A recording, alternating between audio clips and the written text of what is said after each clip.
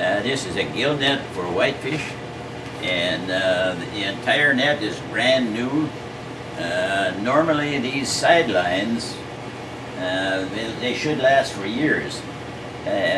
Normally what we do is just simply cut this netting out and then replace it, only the netting. But once in a while you have to have a completely new net. And so here's what we're doing. That means that you have to have the leads and the floats spaced properly. You have to have the correct number of meshes. On this area here, this is called a phrase length. And you have to have the right number of meshes. And you have to have it on every phrase has to be right, or when you get to the end, it's all crooked. And so before I get too old, the boys thought I better do some of this for before I can't count. So far I've been pretty good.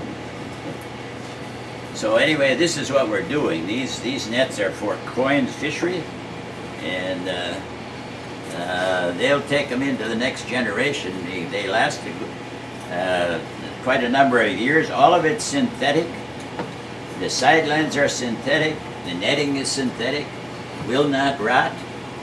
And so the only thing that injures it is the sun. You got to keep them out of the sun. Those ultraviolet rays, they will damage the net. So that's about all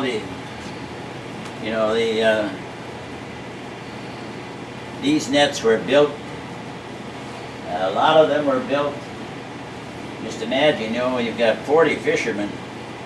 The activity, the jobs created by that whole industry, all the way down the line from the fishermen to the consumer, fish stores, people to prepare the fish. The whole thing was a great industry. And as a matter of fact, it was really the first industry on Lake Michigan that created money so that people could make a living. And even before sawmills. But in the early history of Lake Michigan, the fishery was about the first viable industry that produced money for people to make, create some prosperity and make a living. And it lasted